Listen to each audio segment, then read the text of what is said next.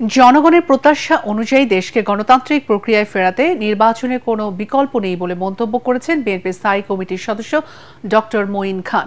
জাতীয়তাবাদী বাউল দলের প্রতিষ্ঠা বার্ষিকী উপলক্ষে দলের প্রতিষ্ঠাতা সাবেক রাষ্ট্রপতি জিয়াউর রহমানের সমাধিতে শ্রদ্ধা নিবেদন শেষে তিনি বলেন, সে লক্ষ্যে দ্রুত জাতীয় নির্বাচনের মাধ্যমে জনগণের নির্বাচিত প্রতিনিধির হাতে দায়িত্ব তুলে দিতে হবে।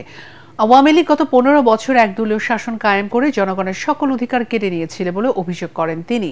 মঈন খান বলেন, সে কারণেই গণ অভ্যুত্থানের মাধ্যমে স্বৈরশাসনের পতন ঘটিয়েছে ছাত্র জনতা। তিনি বলেন, বিএনপি প্রতিহিংসার রাজনীতিতে বিশ্বাস করে না। গণতন্ত্রকে বাংলাদেশে ফিরিয়ে আনতে হবে এবং সেটা আনতে হবে যত দ্রুত সম্ভব। গণতন্ত্র ব্যতিরেকে আজকের বিশ্বে কোনো জাতি মাথা তুলে দাঁড়াতে পারেনি।